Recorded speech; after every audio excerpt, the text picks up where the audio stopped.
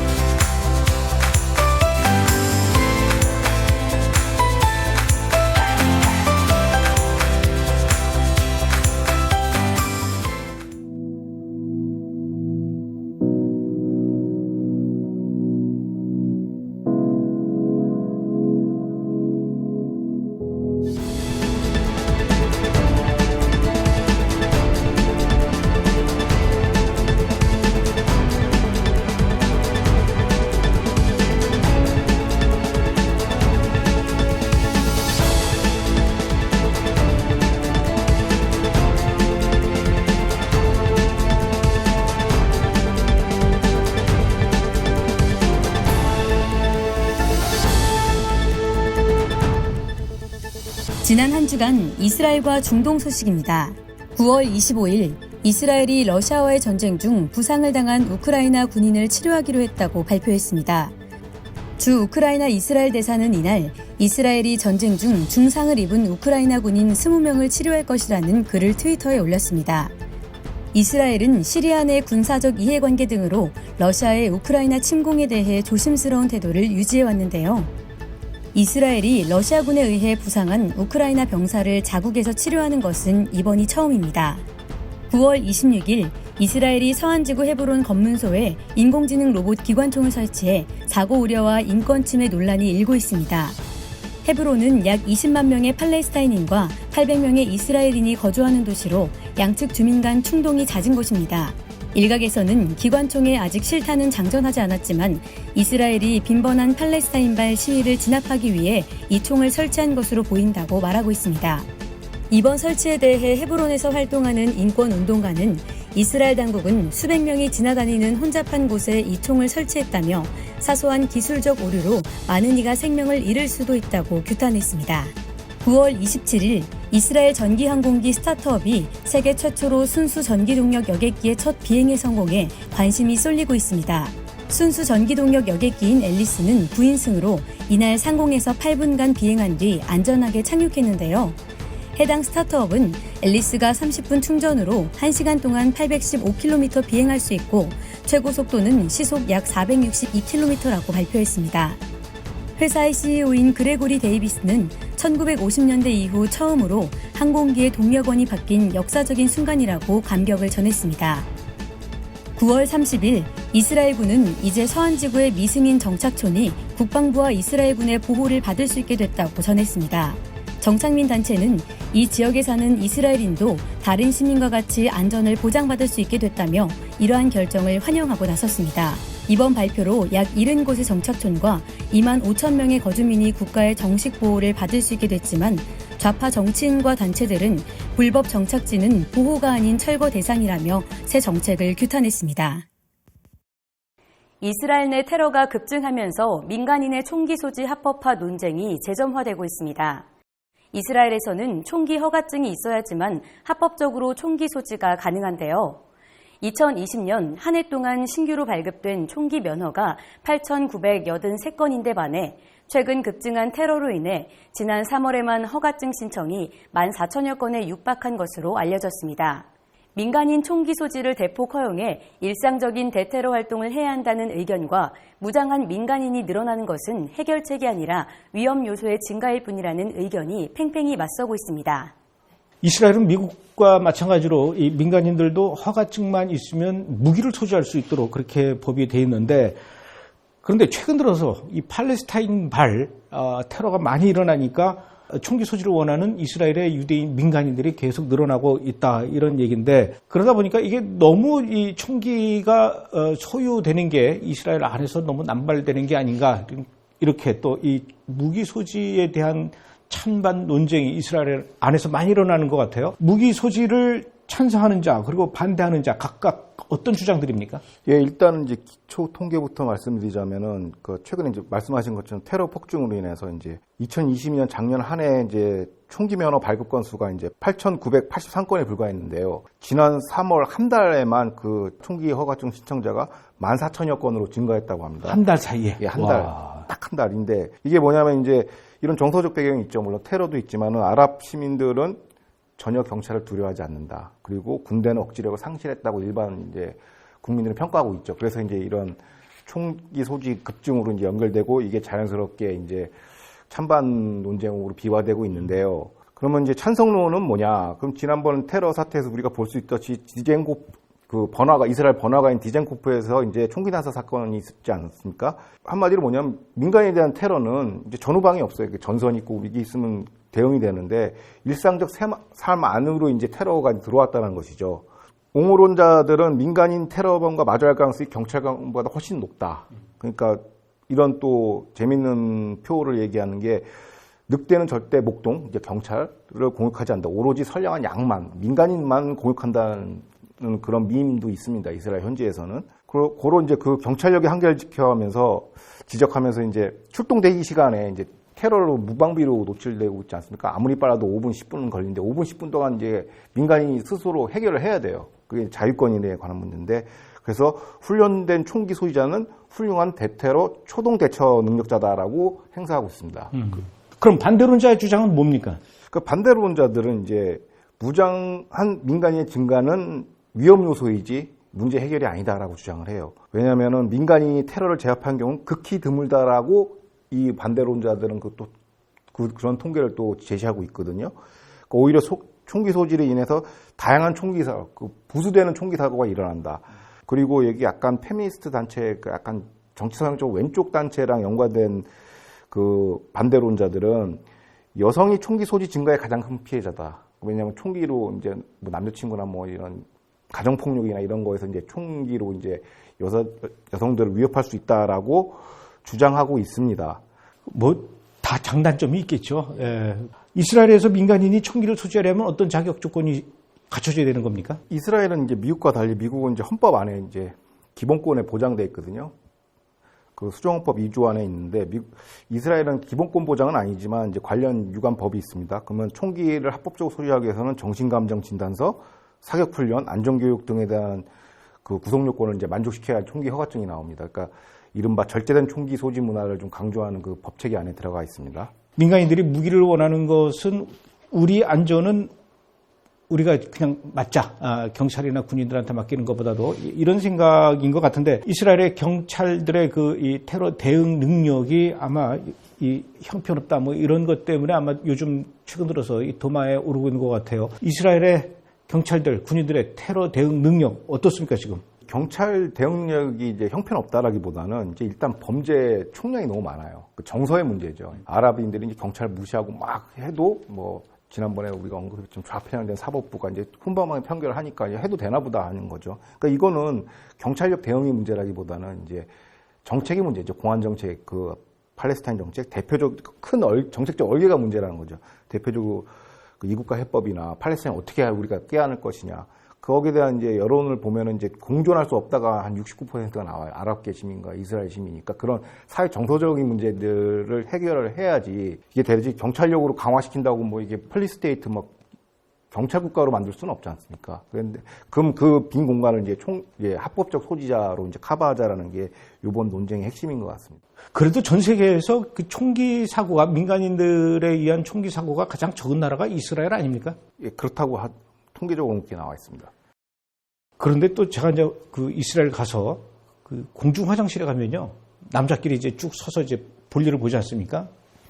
근데 옆에 이스라엘 남자가 이렇게 이 바지춤을 내리고 이제 볼일을 보는데 청바지 뒷주머니에다 권총을 꽂고 이렇게 볼일을 보는데 야, 저거 누가 그냥 맘만 먹으면 뒷주머니에서 그냥 권총 그냥 휙 빼가도 그거 어떡할 거예요? 볼일 보고 있는 중인데.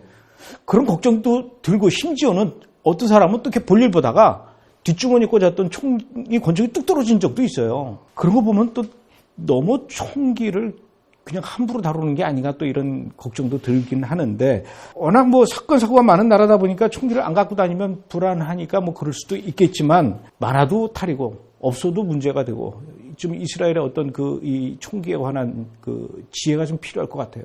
그래서 이제 그 총기 관련 논쟁에 대해서는 이제 가장 이제 샘플 사이즈가 큰 이제 미국을 들여다보면 알 수 있는데요. 미국은 뭐 전 세계 총기 난사 사고가 뭐 1등으로 알고 있는 사람들이 굉장히 많더라고요. 1등이 아니에요? 이거에 대해서 트럼프 행정부 당시 대통령 직속기구 이제 총기에 관한 이제 특별위원회가 만들어져서 전수조사를 했어요. 그러니까 보니까 총기 난사가 전 세계 62위입니다. 상대적으로. 미국이? 예, 미국이요. 우리가 생각하는 거 달리. 오히려 노르웨이, 북구 유럽이 순위가 높아요.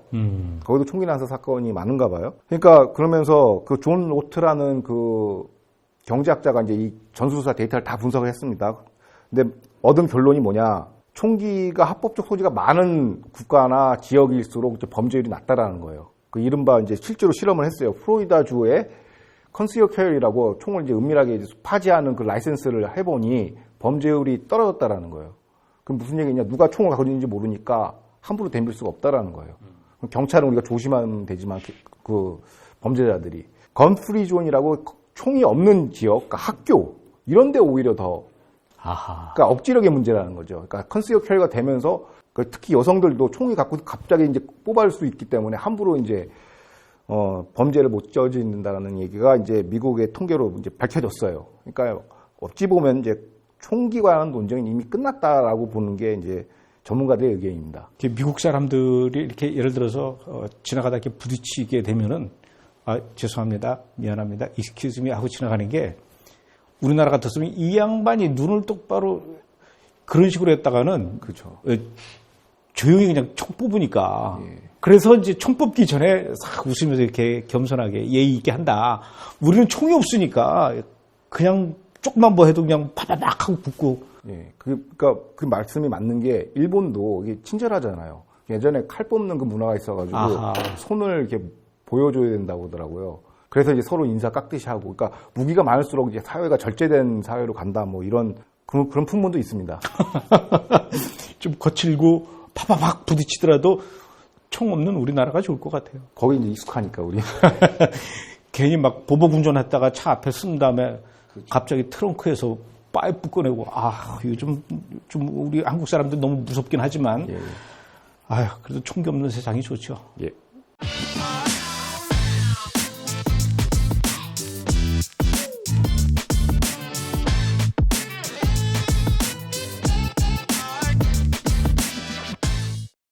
자, 이제 두 번째 이슈 알아보겠습니다.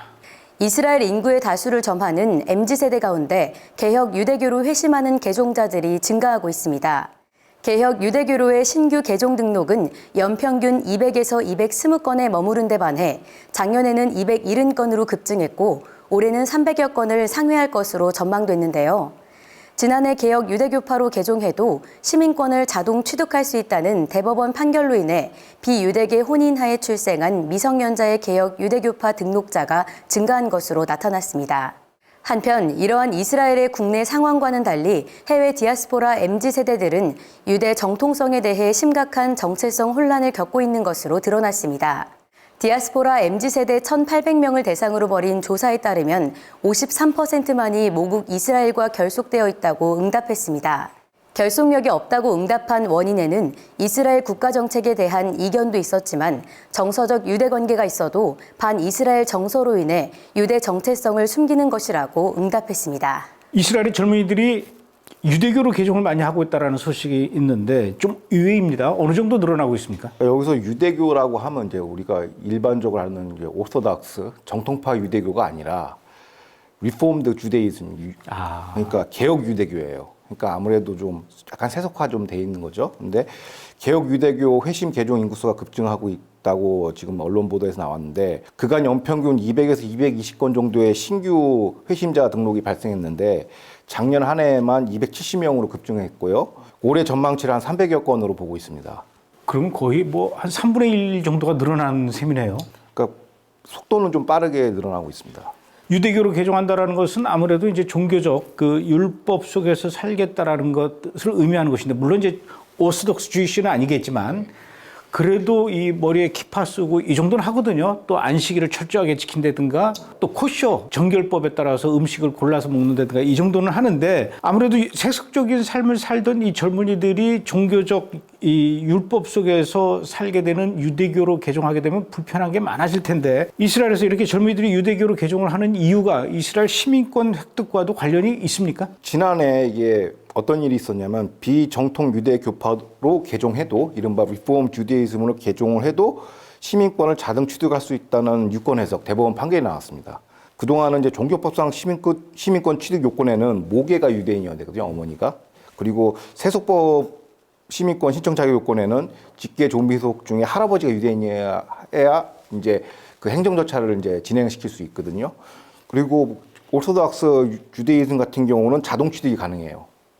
그렇기 때문에 그 대법원 판결로 인해서 이제 아무래도 시민권을 받으면 사회적 혜택과 이제 복지를 받으니까 이제 그런 어떤 세속적 요건 때문에 그 영적인 개념의 회심이라기보다는 세속적 요건 때문에 이제 늘어나는 걸로 보고 있습니다. 뭐 어찌됐든 뭐 그런 식으로 개종을 하게 된다면은, 그럼 이스라엘에서는 계속해서 이제 앞으로 유대교인들의 숫자가 늘어날 수도 있겠어요? 예, 근데 이게 그 쟁점이 뭐냐면 유대교 어머니 사이에서 태어나지 않는 신생아는 유대인을 인정하지 않거든요, 종교법상으로. 그런데 최근 늘어나는 그 개혁 유대교파 등록자들은 대부분 해외 대리모 혹은 비유대계 혼인하에 출생한 미성년자가 대다수라고 해요. 그러니까 이들한테 빨리 그 신분 보장을 해줘야 된다는 그 욕구가 강하게 이제 발현된 것이죠. 해외에 살고 있는 그 유대인 가정의 젊은 세대들한테도 정신적 그 정체성 혼란이라 그래야 됩니까? 내가 과연 유대인인가 아니면 미국에 살면 내가 미국인인가 유대인인가 막 이런 혼란이 있는 것 같아요. 이런 문제로 갈등하면서 심지어는 미국에서는 그 자신이 유대인이면서도 유대인이라는 것을 숨기고 살아가는 유대인들이 또 많이 있다라고 그러더라고요. 왜 그러냐면 이제 최근 들어서 이제 반유대주의 편견과 탄압 때문에 그러거든요. BDS 운동의 이제 후폭풍이죠. 그러니까 직장과 대학 캠퍼스에서 이제 왕따를 당하고 좀 사회생활에 제약이 있다고 합니다. 유대인이라고 밝히면은 이제 그런 현상이 지금 드러나고 있죠. 굳이 뭐 이야기하자면은 미국에 있는 유대인들은 현재 이스라엘 정부에 대해서 어떻습니까? 이 좌파 쪽 지지자들이 많습니까? 우파 쪽 지지자들이 많습니까? 아무래도 그 정치 노선이랑 종교적 노선이랑 같이 이제 어떤 그 흐름을 보이고 있는데요. 이른바 정통파 유대교는 친이스라엘 성향, 미국 내 디아스포라 중에서요. 관련해서 이제 미국 유대인위원회 AJC가 이제 디아스포라 MZ 세대 이제 25에서 40세에 해당되는 성인 대상으로 이제 벌인 조사에 따르면요. 53%만이 모국 이스라엘과 결속되어 있다라고 응답을 했고요.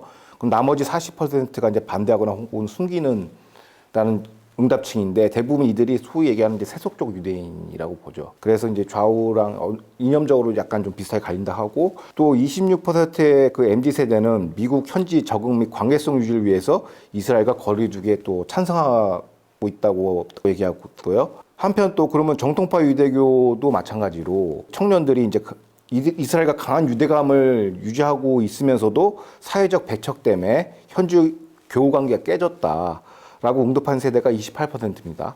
그리고 실제로 23%는 유대 정체성을 숨겨야만 했다고 응답을 하고 있습니다. 그런데 지금 현재 이스라엘 정부는 이렇게 표현해도 될지 잘 모르겠지만 탈유대교화 정책을 많이 진행하고 있지 않습니까? 예를 들어서 이스라엘의 제일 큰 경제도시 텔아비브에서 안식일 날에는 경전철을 운행하지 못하게 했었는데 뭔 소리냐, 다시 운행해야 된다, 이런 거라든가 낙태 합법화, 예, 그 다음에 동성애 지지, 대리모 출산, 이런 것들이 이제 더 표면화될 것 같아요. 앞으로 이스라엘 정부 안에서. 근데 유대교로 개종한 이 젊은이들이 많아지게 된다면은 이런 정책에 대해서도 반대하는 여론이 많아질 것 같아요. 그럼 이스라엘 정부 입장에서도 좀 복잡해지는 거 아닙니까? 그게 자연스러운 현상이죠. 이제 표밭에 따라 이제 움직여야 되니까. 근데 자세히 들여다보면 이제 이스라엘 혹은 건국 1세대 같은 경우는 대부분 이제 정통파 유대교고 2세대에서 이제 많이 세속주의로 넘어갔더라고요. 그래서 무신론 베이스로 했기 때문에 이제 이런 사회 정치적인 현안들, 뭐 낙태범들 것들이 반영이 되는 것이죠. 그러니까 사회는 그냥 반영만 하는 것이지. 그래서 무신론 베이스가 있었는데 이제 손주뻘인 이제 3세대가 이제 앞서 말씀드린 것처럼 이제 정통 유대교파 이제 세속주의 그 중간 단계인 이제 리폼 주데이즘으로 많이 하다 보니까 중간에서 젊은 세대들이 밸런싱을 잡을 것 같습니다. 왜냐하면 지금 젊은 세대 인구가 이스라엘 인구의 3분의 1을 차지하고 있거든요. 그러면 유권자 성향으로 봤을 때는 이쪽에서 강한 추동력이 좀 발생하지 않을까라고 현지 언론은 예측하고 있습니다. 자, 이런 와중에 예루살렘에서는 구시가지에 짚라인, 그렇게 줄에 매달려서 쭉 타고 내려가는 놀이기구죠. 이걸 설치된다라는 소식이 나왔고 그 소식이 들리자마자 바로 이제 논란이 일어나고 있는데 왜 갑자기 예루살렘 구시가지에다가 이런 짚라인을 만든다는 겁니까? 그 사업 개요가 보니까 예루살렘 구도심과 흰농 계곡 사이에 그린 계곡이라고 있습니다. 근데 여기가 이제 미개발 지역이고 이제 문화적 유품도 많고 근데 여기다가 이제 개발을 시켜서 이제 짚라인 말씀하신 그러니까 도로래 같은 거 타고 내려가는 이제 산악용 그 레저고 근데 케이블카, 현수교, 산책로 등 관광 사업단지를 이제 정부하고 합작으로 이제 개발 추진하고 있다고 지금 보도가 됐습니다. 거기가 이제 예루살렘의 옛날 올드시티 성벽 바깥쪽에 흰놈의 골짜기라고 거기 아주 잔디밭이 잘 조성되어 있는 곳이 있거든요. 거기 옛날에 그 아주 고대 시대 때 거기서 유대인들이 인신제사하고 막 그러던 곳인데 그곳에 이렇게 짚라인을 만들어서 막 사람들 타고 내려가면서 막 비명 지르고 막 환호 지르고 이렇게 놀이동산으로 만든다라는 거. 저도 지금 이해는 안 가지만 어떤 찬성론자가 있고 또 반대하는 사람은 또 뭐 때문에 반대하는 겁니까? 일단 이제 찬성론자들은 이제 시행사와 정부 측이겠죠. 근데 사유가 뭐냐면 이제 슬럼화되는 지역 개발 사업으로서 좀 관광객 유치로 돈을 좀 벌고 이제 후광 효과로 이제 새로운 일자리도 창출되고 그러니까 이거 예루살렘 전체를 간 딱 테마파크로 이제 디즈니화 하자. 뭐 그러는 이제 포석이 깔려 있는 것 같습니다. 반대하는 사람들은요? 반대하는 사람들은 이제 뭐 말씀드린 것처럼 이제 이 장소가 좀 중요한 장소 아닙니까? 근데 이게 흰농 계곡에 조성된 토지 일부가에서 이제 그 이른바 짚라인이 설치가 되고 이제 들어가거든요. 근데 이게 1974년 예루살렘 람파트 국립공원의 일부로 이제 팔레스타인 관할권으로 넘어갔어요. 당연히 또 이제 소유권 분쟁이 생기겠죠. 근데 이런 개발 사업을 하려면 가장 중요한 게 뭐냐면 현지 원주민들하고 그 합의를 해야 되거든요. 그 이른바 공론 조사를 시행하고 뭐 타당성 조사 뭐 이런 절차를 거쳐야 되는데 그거 안 하고 했더라고요 보니까. 그래서 그냥 바로 밀어붙인 거예요 정부하고. 그러다 보니까 이제 반발 여론이 당연히 있죠. 그러니까 팔레스타인과 소유권 분쟁이 또 샤이크 자라라도 결국에는 부동산 소유권 분쟁 아니겠습니까? 이게 또 재현될 가능성이 높고요. 그 다음에 이게 말씀하신 것처럼 그게 굉장히 유대부터 이제 고대 이제 유물과 유적지인데. 그 성질을 이제 약간 오락화시키는 거에 대한 이제 반대 의견이 있습니다.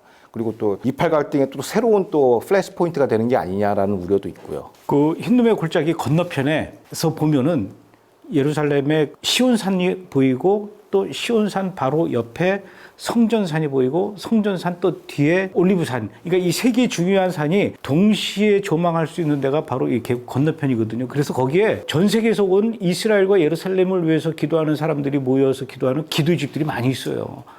아니 예루살렘의 평화를 위해서 이스라엘을 위해서 기도하겠다는데 그 창 밖에서 짚라인 타고 막 사람들 그 비명 지르고 지나가고 그러면 그거 되겠습니까? 관광객 유치로 돈을 벌겠다고 한다면은 짚라인 같은 건 유대 광야에다 설치하면 더 스릴 있는데 그게 아주 깊은 골짜기 많거든요. 예, 근데 그게 이제 자세히 그 맥락을 들여다보면요, 이 정부의 목표가 표면적으로는 관광단지 개발이지만 사실상 그 지역이 마약상과 범죄로 마련된 지역이에요. 아하. 그러니까 이제 일종의 이제 팔레스타인 테러 거점으로도 활용될 수 있는 요소가 있다라는 것이죠. 정상적인 정부나 정상적인 이제 국가였다거나 환경이었다면은, 그러니까 테러와 범죄 소탕을 일소하기 위해서 그냥 들어가서 이제 그걸 갖다가 안정화시키면 되는데 그러면은 이제 또 팔레스타인 쪽에서 이제 반유대화 여론이 일어나지 않겠습니까? 그거를 이제 무마하기 위해서 제가 봤을 때는 제3의 그 문화예술 개발로 이렇게 카바를 치고 이렇게 접근하는 게 아닌가라는 생각이 들어요.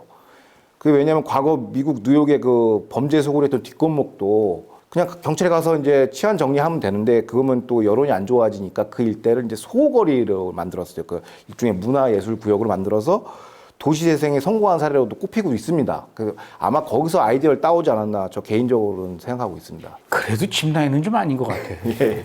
거기다 왜 롤러코스터도 만들고 회전목마도 만들고. 그렇죠. 뭐 케이블카도 한다고 하니까 이제 아, 케이블카도 한대요? 케이블카, 현수교, 산책로 완전 테마파크 가긴 전 단계로 보는 것이죠. 점입 가경이네요. 근데 그걸 하려면 일단 그 정리를 이제 그 동네 이제 정리를 해야 되니까 그게 거기에 방점이 찍히지 않았나 저는 생각합니다. 계속 진행될 것 같아요? 뭐 이스라엘은 뭐 한 치 앞도 내다볼 시계 제로니까요. 어떻게 될지 모르죠. 아, 안 그래도 여러 가지 신경 쓸 게 많은데 왜 이런 일까지 일어나는지 모르겠습니다. 오늘은 여기까지 하죠. 예, 감사합니다. 고맙습니다.